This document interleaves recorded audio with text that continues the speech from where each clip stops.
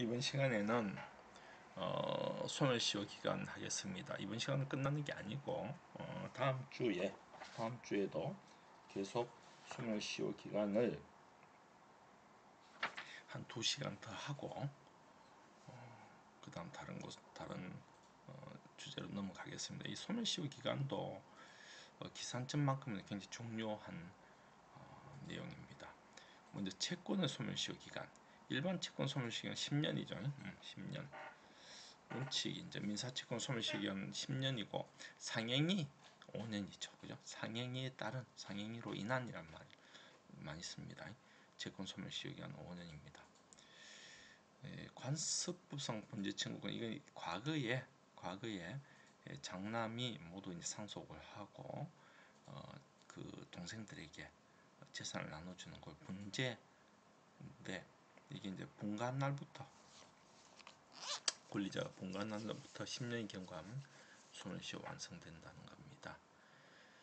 법정 채권도 별도의 규정이 없다면 역시 10년의 소멸시효가 적용됩니다.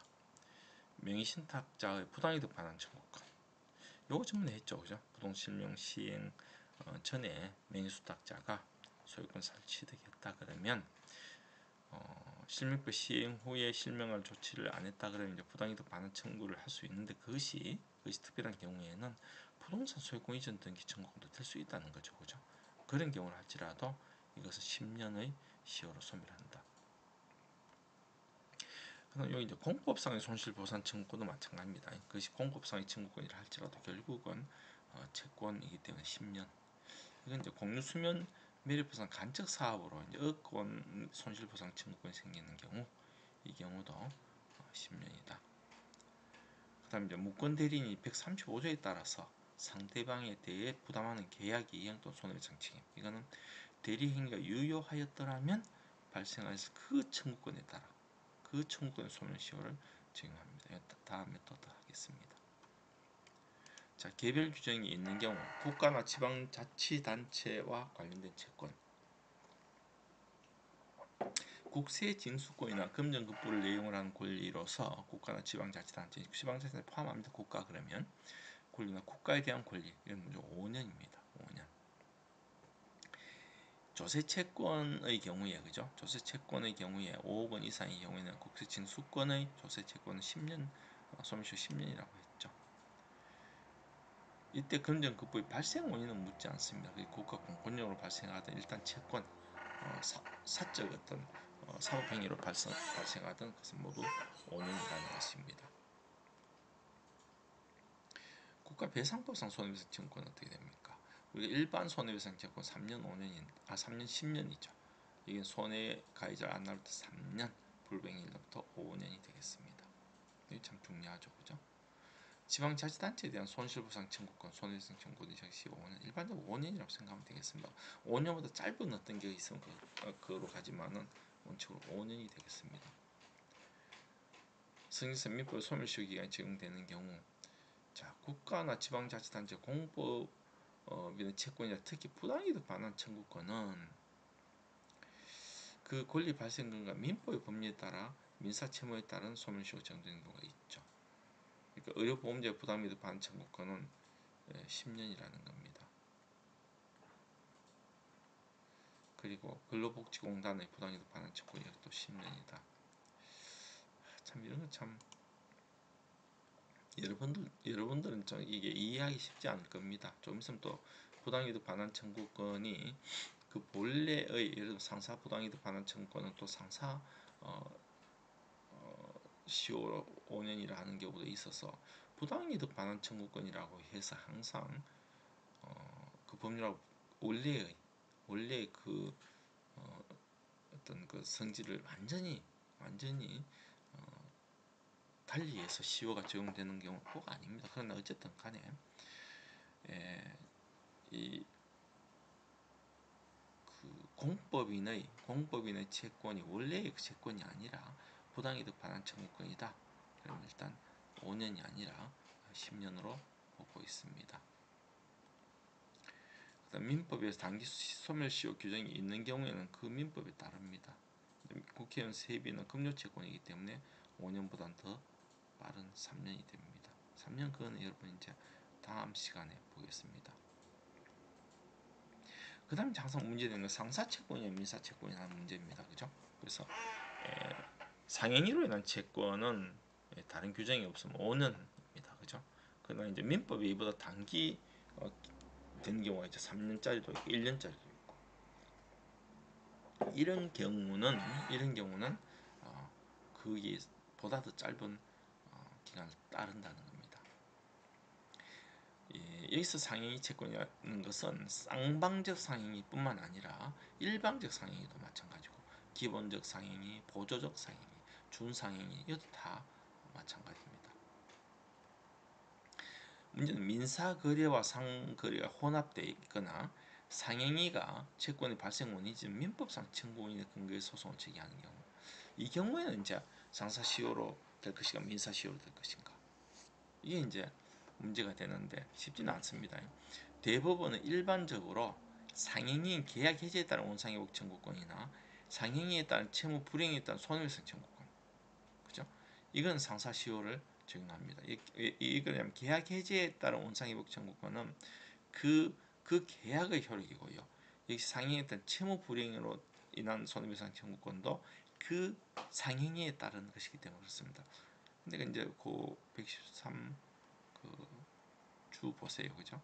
주식회사 이사나 감사의 회사에 대한 선관 의무 해태로 인한 회사의 손해배상 책임은 이건 채무불이행 책임이거든요. 이거 10년이고요. 근로자의 근로계약상 주의 의무 위반, 이것도 채무불이행 책임이잖아요. 이것도 역시 10년으로 보고 있습니다. 요 주 113은 여러분 머리에 넣어둘 필요가 있습니다. 어렵죠. 그다음 상거래와 관련된 불법행위로 인한 손해배상 청구권에는 민사시효를 적용하는가 많습니다. 불법행위로 손해배상 청구 왜 그런 민사시효를 적용하느냐 보겠습니다. 지금 일반 상행과 보조적 상행이 당사자 일방에 대해서만 마찬가지고 보조적 상행도 포함되고요. 이 지금 이제 상사시효 적용 범위입니다. 단체 배약에 따른 위로금 채권 역시 상사시효. 하자 보수 계약이 상행인 경우 역시 상사시효. 그다음 보조적 상행에 관련돼 가지고 이제 영업 준비행위는 어떠냐? 영업 의사를 상대방이 객관적으로 인식할 수 있으면 그것은 상행위로 보고 있습니다. 그러니까 아직 상인이 아니지만은 준비 행위를 할 때, 그죠? 영업 준비 행위를 할 때 그것은 일종의 보조 상인으로 볼 수 있기 때문에 그렇습니다. 다만 아직 상인이가 아니니까 영업 의사를 상대방이 객관적으로 인식할 수 있어야 됩니다. 특히 이제 영업 자금의 차입 행위가 문제가 되겠죠. 그 밑에 12년 4월 13일 판결 한번 보세요. 행위를 한 자가 장차 상인자를 취득하는 전제로 하는 것이기 때문에 행위자의 어떤 행위가 상인자를 취득한 주관적 의사 아래 영업을 위한 준비 행위로 이루어진 것이라는 점에서 입증이 있어야 된다. 그렇죠? 자기가 상인 자격을 취득할 주관적 그런 의사, 주관적 말 빼도 취득할 의사 아래 영업한 것이라는 것을 객관적으로 입증이 돼야 됩니다. 문제는 이제 그 밑에 2012년 판례 한번 보세요. 회사 영업을 위해서 대표이사 개인이 한 준비 행위. 대표이사 개인이 그대로 상인이 되는 것이 아니고 회사가 상인이 되는 것이잖아요. 앞으로, 그죠? 그래서 이 경우에는 그 대표이사 개인이 회사 자금으로 사용하기 위해서 차용한다는 것만으로는 상인에 해당되지 않고요. 이것이 설립 중 회사의 행위로 인정될 경우에만, 그런 경우에만 상인이 될 수가 있다는 겁니다. 마찬가지, 그죠? 회사의 기관인 대표이사 개인은 상인이 아니다, 그죠? 상인이 아닙니다. 대표이사 개인이 회사 자금을 사용하기 위해 차용했다 하더라도 그것만으로는 상행위에 해당되지는 않는다는 겁니다. 어쨌든 객관적으로 그것이 상행위를 위한, 그 회사를 위한 것이라는, 회사 설립을 위한 것이라는 것이 객관적으로 상대방이 인식할 수 있을 때 그렇다는 겁니다. 성질상 민사채권 소멸시효 기간이 적용되는 경우에 이 상행에 관련된 권리라도 그 기초가 민법의 법리에 따른 경우 민사채권에 관한 소멸시효가 적용된다. 사실 이 말은 무슨 뜻인지 잘 모르겠죠. 잘 하나 보겠습니다. 근로자의 근로계약 위반에 따른 손해배상 청구권, 이 근로자의 근로계약상 주의 의무 위반에 의해서 사용자가 손해배상 청구를 하는 경우는 이게 뭐 상거래로 인해서 신속하게 해결할 필요는 없는 것이죠, 그죠? 그렇기 때문에 비록 이것이 근로계약상 근로계약도 일종의 저기 보조적 상행이거든요. 상행이 하는 거기 때문에 그렇다 하더라도 10년의 민사소멸시효 기간이 적용된다는 겁니다. 주식회사 이사에 회사의 임무혜택 손해배상 책임 또 마찬가지고. 그다음 요 밑에 마찬가지로 상부 사업의 일조에는 이사의 제3자의 손해배상 책임 이것도 제3자를 보호하기 위한 거기 때문에 10년이 적용된다는 겁니다. 상행인 계약이 무효인 경우에 발생한 부당이득 반환 청구권. 자, 상행이 보험 계약이 관련된 부당이득 반환 청구권은 상사시효와 민사시효 중 어느 것을 적용해야 하느냐. 두 가지 설이 있습니다. 민사는 이 상행이 어쩌면 무관한 것이 아니냐. 이 부당이득이나 사무관리 이런 것은 법정 채권이기 때문에 부당이득 반환 청구권 자체가 무슨 상행위와 관계 있는 것이 아니다. 오히려 상행위로 인정되지 않았을 경우에, 그죠? 어떤 그 법률 행위로 인정되지 않았을 경우에 사실상 원상회복이기 때문에 이걸 가지고 상사 채권이 될 수 없다는 것이고, 상사시효설은 상행위로 발생한 법률 관계의 청산을 위한 것이다. 그래서 신속한 법률행위 종결을 또 뭐 해야 된다. 이런 때문에 상사시효 적용돼야 된다. 이런 게 두 가지 설이 있는데 판례는 케이스 바이 케이스입니다. 신속하게 해결할 필요성이 있는지 여부에 따라 다릅니다. 힘들죠, 이거는. 그죠? 이건 그냥 판례를 하나하나 머리에 넣을 수밖에 없습니다. 일반적인 경우에는 상행인 계약에 따른 급부로 발생한 것이기로 상행에 해당되는 5년의 소멸시효 기간이 적용되죠. 계약 해지에 따른 부당이득 반환 청구권도 당연히 마찬가지입니다. 그죠? 판례를 보면 상행인 보증보험 계약의 기점 급부가 이루어짐에 따라 부당이득 반환 청구권은 상사시효다. 보험회사가 화재 보험금 지급했다. 이게 이제 잘못된 것이다. 이것도 상사시효다. 그 다음 이제 상행인 계약 해지로 인한 원상회복 청구권도 역시 상사시효다. 이건 계약 자체에 의한 거니까, 그죠?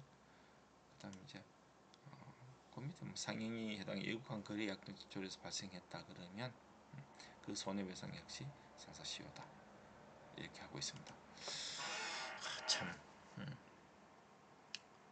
채무불이행에 따른 것은 일반적으로 상사시효로 볼 수밖에 없겠죠.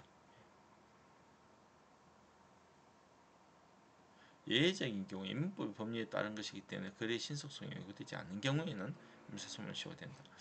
요 밑에 이제 이런 거 외우시면 되겠습니다. 그 예외적인 경우에 회사가 부동산을 매수한 경우, 이거 부동산 매매 계약이라는 것은 그 부동산을 매매를 영업을 하지 않는 한은 이것이 뭐 신속을 요구하는 것이 아니겠죠, 그죠? 이게 이제 매도인 법인을 대표해서 매매계약을 체결한 대표이사가 이게 잘못된 겁니다. 선임된 이사의 결의가 부존재했다. 그러니 이는 이제 계약이 무효가 되니까 돈을 달라 하는 그런 겁니다. 그렇다 그러면 뭐 이사의 결의 부존재 확인 판결할 때부터 10년이다. 그 다음에 2010년 무보험사고 보장사고는 수령한 부당이득 금. 그러니까 교통사고 피해자가 이제 이미 책임보험으로부터 보험금 받았는데 이걸 이제 이게 무보험 자동차 보장사업이라는 이게 국가가 사실 거의 운영 실질적으로 그죠? 국가가 보장사업을 하는 건데 이제 보험회사에서 위탁하는 거죠, 그죠? 그러니까 이런 것을 이제 잘못된 단락하는 것은 이거는 그냥 어떤 면에서 보면 상행이라 보기에는 다시 말해서 신속한 해결이 필요하다기보다는 정의가 필요하겠죠. 그래서 10년입니다. 그 밑에 근로계약상 주의 의무 위반 손해배상 청구권. 여기는 사용자의 피용자에 대한 손해배상 청구권입니다. 이것도 10년이다. 그렇죠. 사용자하고 피용자에 관한 상행이라고 보기는 어렵겠죠. 그죠? 그리고 임대기간 종료 후에 무단 사용으로 인한 부당이득. 이거는 서로 회사끼리 한다 하더라도 무단 사용으로 그냥 그 무단 사용으로 인한 부당이득은 그는 상행에 의한 것이 아니기 때문에 또 정량적으로 신속하게 해결할 필요성은 없는 것이죠. 그래서 심령이다. 그리고 이 네 가지 판결은 좀 여러분들이 머리에 넣어둘 필요가 있습니다. 이제 그러므로 해서 리걸 마인드를 기르는 것이죠. 민법에 단기 소멸 시효가 있으면 민법에 따릅니다. 이거는 1년, 필름 사용은 동산 사용료거든요. 1년입니다. 그다음 손해배상 채권 소멸 시효 기간, 불법행위에 따른 손해배상 청구권은 피해자는 법정대리인 손해와 가해자를 안 날부터 3년, 이거 단기입니다. 불법행위 한 날부터 10년. 채무 불이행에 따른 손해배상 청구는 이거 다릅니다. 원래 채권과 통일성을 유지합니다. 그러니까 시효 기간은 본래의 채권에 적용될 기간을 따릅니다. 예를 들면요, 135조 무권 대리인의 계약 이행을 해야 되는 경우에는 또는 손해배상 책임을 지는 경우에 이건 물론 손해배상 청구자는 법정 책임이지만은 소멸시효 기간은 일반 채권 10년이 아니라요, 대리 행위가 목적은 그 법률 행위의 성질에 따릅니다. 이건 저는 몇 번 얘기했습니다. 그래서 계약 체결 의무를 이행하지 않는 경우 손배 책임은 계약이 체결되었을 때 취득하게 될 그 청구권. 예를 들면 이것이 설계 이런 건 3년이죠, 그죠? 설계로 인한 도급 계약이거든요. 그런 3년이고요. 그다음 본래 채권의 시효 소멸과 채무 불이행에 따른 손해배상 채권의 관계. 본래 채권 자체, 예를 들면 공사비 채권이 시효 소멸돼 버렸다 그러면 그 채권 이행 불능이라는 이유로 손해배상 청구를 해서 이것도 허용될 수 없다는 겁니다. 본래 채권 시효 소멸되면 그로 인한 채무 불이행 책임은, 채무 불이행으로 손해배상 책임은 더 이상 주급될 수 없다. 손해시효 같이 돼버렸다는 거죠. 그다음 채무 불이행 책임하고 불이행 책임은 경합되죠. 그죠? 양채권이 경합이 존재하지만 시효 기간은 전혀 별개입니다. 예를 들면 운송약관에 여러 가지 채무 불이행 책임에 대한 어떤 여러 가지 규정이 있으면 이거는 채무 불이행에 대해서만 적용되고 불법행위로 인한 손해배상 적용이 없습니다. 문제는 예외적으로요, 선화증권, 화물사 그 상한증권도 마찬가지인데 그 선화증권에 규정된 선화증권에 규정된 면책약관 이런 것은 불법행위 책임에도 그대로 적용이 된다는 겁니다. 왜 그러냐? 그것은 바로 증권이 가진 물권적 효력입니다. 증권을 인도해버리면 그 물건 자체, 그 화물 자체를 인도한 것과 동일한 효력을 가지게 되기 때문에 그렇습니다. 다시 말해서 불법행위 책임이라는 것은 그 물건 자체의 소유권이라든지 어떤 권리를 침해하는 것이잖아요, 그죠? 근데 그 선화증권이 넘어가 버리면, 화물상한증이 넘어가 버리면 바로 그 물건이 넘어가는 것과 동일한 효력이 있기 때문에 그렇습니다. 그것은 증권인도의 물권적 효력이라고 합니다. 그다음 보증채무와 주채무의 소멸시효 기간, 이게 별개입니다.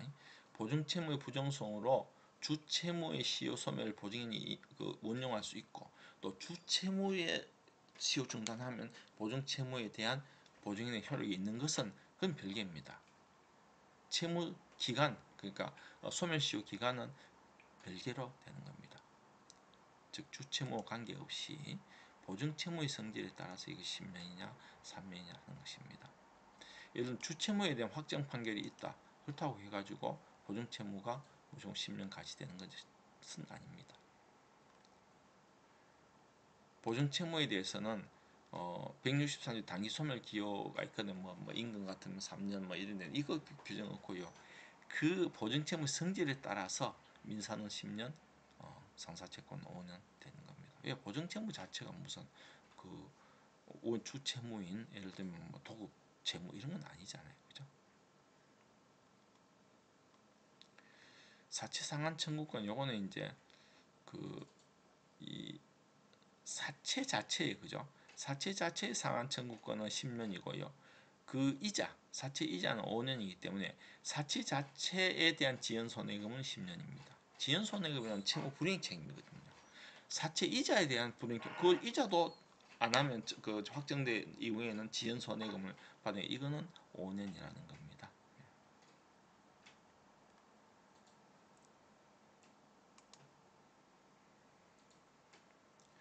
다만 사채 상환 청구권에 대한 연대보정 채무가 상행위로 보정 채무라면 상법 64조에 따라 소멸시효기간이 5년이 되겠습니다. 그 다음 구상권의 소멸시효기간. 일반적으로 구상권은 원래 채권과 무관합니다. 원래 일반 채권 10년 소멸시효가 적용됩니다. 아까 전문 시간에 했죠. 공동불법행위자 상호간의 구상권은 언제 합니까? 그 일반 채권과 같이 10년이고요. 기간은 기간은 10년이고 기산점은 면책행위를 할 때입니다. 이 구상채권을 보험자 대위해도 역시 마찬가지입니다. 똑같이 되는 겁니다.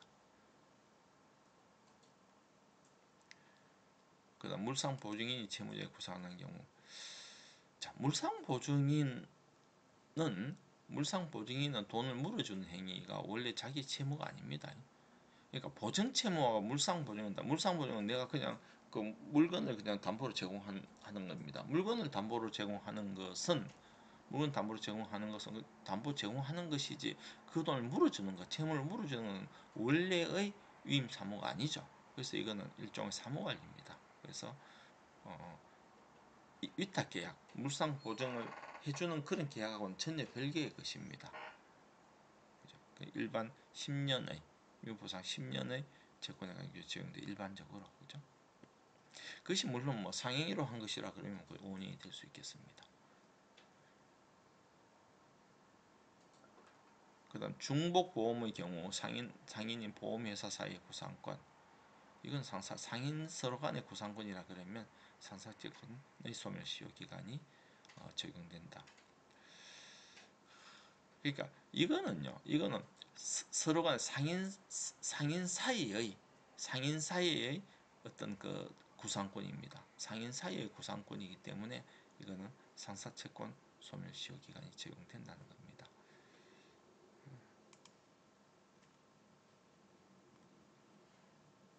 보험자 대의시 소멸시효 기간, 이건 한번 했죠, 그죠? 대의하더라 본래의 권리와 동일하다. 대의하는 권리는 대위라는 것은 내가 채권을 가져오는 거죠. 내가 돈을 보험 회사가 돈을 물어주고 그 물어준 그 사람 피해자가 가해자에 대해서 가지고 있던 그걸 내가 차지하는 거죠. 보험자가 차지하는 것이 보험자 대위입니다. 피보험자의 구상권을 보험자가 대위하면 구상권을 그대로 갖고 오는 겁니다. 그래서 일반 채권같이 소멸시효는 10년이고 구상권자가 현실로 피해자가 지급한 때이다. 그 기산점은 그죠? 피해자의 손해배상 청구를 갖고 오는 경우가 있죠. 그럼 손해배상 청구 가는 겁니다. 3년, 10년 그죠? 그 다음 특별법상 권리의 소멸시효 기간, 백지수표나 백지연 보증권 소멸시효 기간. 백지수표는 원래 그 수표의 그 시효기간 6개월. 이것은 보충할 수 있는 때부터, 백지연 보충할 수 있는 때부터 3년. 이건 저번에 한번 했습니다. 보험금 청구권의 소멸시효기는 3년입니다. 그전 뭐 2년이고 이래 되는데 저희 3년이 됐습니다. 상법 662조에. 책임보험이라는 건 뭡니까? 책임보험. 우리가 보통 자동차 보험을 책임보험이라 할 수 있습니다. 가장 전형적인. 제3자 피보험자 책임을 질 손해에 대해서 보험금 한도 내에 직접 보상 청구할 수 있다. 무슨 뜻이냐면, 자, 갑이 보험을 넣었습니다. 보험회사, 자, 보험을 넣고 난 뒤에 을에게 피해를 입혔습니다. 자동차 입혔는 거죠, 그죠? 입혔는 경우에 그러면 을은 갑에 대해서 그죠? 갑에 대해서 손해배상 청구를 할 수 있죠. 갑은 보험회사에 대해서 보험금 청구를 할 수가 있습니다. 근데 을은 보험회사에 직접 청구를 할 수 있는 게 상법 723조입니다. 근데 이 을이 청구할 수 있는 것은 그 성질이 무엇이냐? 보험금을 청구하는 것이 아니라는 겁니다. 을이 직접 보험회사에 대해서 청구하는 것이 갑이 보험회사에 대해서 청구하는 보험금이 아니고요. 보험금이 아니고 갑이 을에 대해서 부담하는 손해배상 청구권을 병존적으로 인수한 것이라는 겁니다. 조금 다릅니다. 손해배상 청구를 인수한 것과 보험금은 전혀 다릅니다. 그런 겁니다. 그래서 여기도 자동차 손해배상에서 책임보험이라는 게 이제 강제 책임보험 있거든요. 그거 하고 그다음 상부 724조에서 하는 그 보험자 대행 전혀 다르다는 겁니다. 무슨 뜻이냐면 우리가 보통 이제 강제보험이라는 게 있거든요. 강제보험 뭐 최소한의 상대 금액이 좀 있으면 낮다기보다 금액을 한도해서 반드시 보험을 들어야 됩니다. 이건 강제보험입니다. 모든 자동차가 보험을 들어야 되는 것이고 그것을 피해자가 청구하는 것과 우리가 보통 그 종합보험 있죠. 완전 어떤 면에서 보면 이제 그 대인보험 무제한이잖아요. 그것을 청구하는 것은 별개의 것이다. 그래서 자동차 손해배상보장법에서 그 하는 그 소멸시효 3년 요거는요. 3년 요거는 일반적으로 우리가 말하는 그 저기 무제한이라 뭐 그냥 제한이 없는 그런 손해배상을 우리가 그 피해자가 청구하는 것과는 다릅니다. 그거는 그에 따른 손해배상 청구가 3년 10년이고 이것처럼 자동차 손해배상 보장법에서 말하는 무조건 소멸시효 3년은 아닙니다. 별개의 것이다. 예, 여기까지 하겠습니다.